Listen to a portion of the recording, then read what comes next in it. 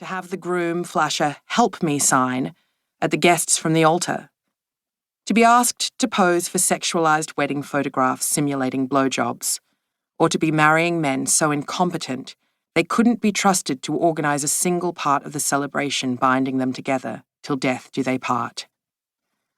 And how many women wake up on the other side of their wedding day, the most important day of their life, only to realize that the bliss they were promised hasn't quite eventuated.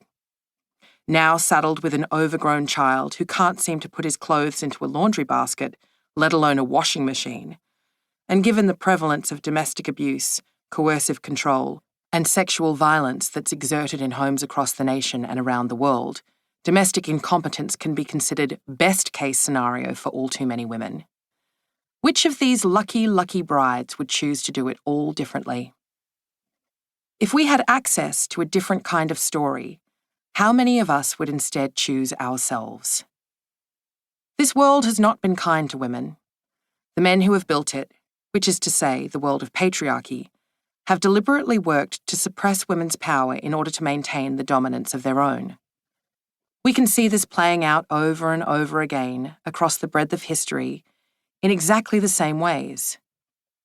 But because patriarchy has become so adept at regenerating itself, the twin stories of who women are and what women need are always told in ways that conceal how malleable these known knowns actually are, and instead present them as immutable facts of life. Throughout these chapters, you'll see that while the reality patriarchy constructs for women has changed over the years, its purpose has always remained the same: to keep women in subservience to men while pretending it's for our own good. This book is in part an exploration of the depths to which men throughout history have stooped to adjust reality to suit their own needs. It's a comprehensive look at how they have assumed such authority over women that we began to believe the lies they told about us, so that we would keep signing up to support the patriarchal system that works in their favor rather than fight against it. Marriage and everything it steals from women, our time, our energy, our freedom, has constituted one of the biggest and most successful of these lies. Co-opting women into a life of service used to be achieved by force, with little regard for how women felt about it. Now that we've secured freedom of choice, or the illusion of it at least, the system has to work more diabolically. The modern woman is told that she needs marriage, that without a husband and children, hers will be a life only half lived. She'll be wretched and alone.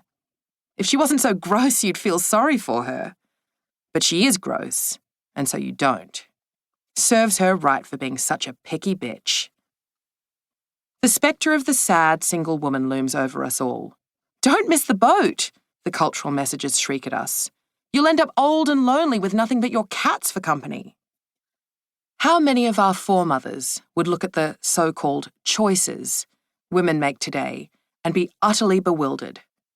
How many of them would have given anything to be left to grow old in peace, tending to their gardens and their cats, sharing their hearths and homes with friends they knew would leave at the day's end, with names, beds, and money that belonged to them? But the cultural warning against ending up a cursed old spinster has proven itself dangerously effective.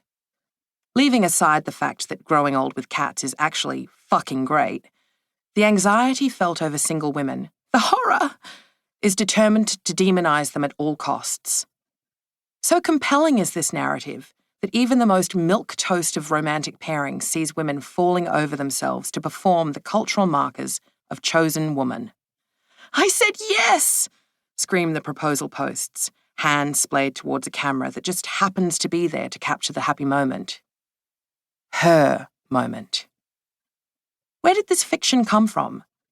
Who decided that marriage, the very same institution that has oppressed and dehumanized women through the ages, as they were given against their will to men whose right to rule over them was considered as naturally occurring as the tides, was actually something women needed? Something we would be liberated by. Something men, ever the sacrificial defenders of women, had designed with our happiness in mind. Why has it been so important to convince women of the necessity of marriage to our lives?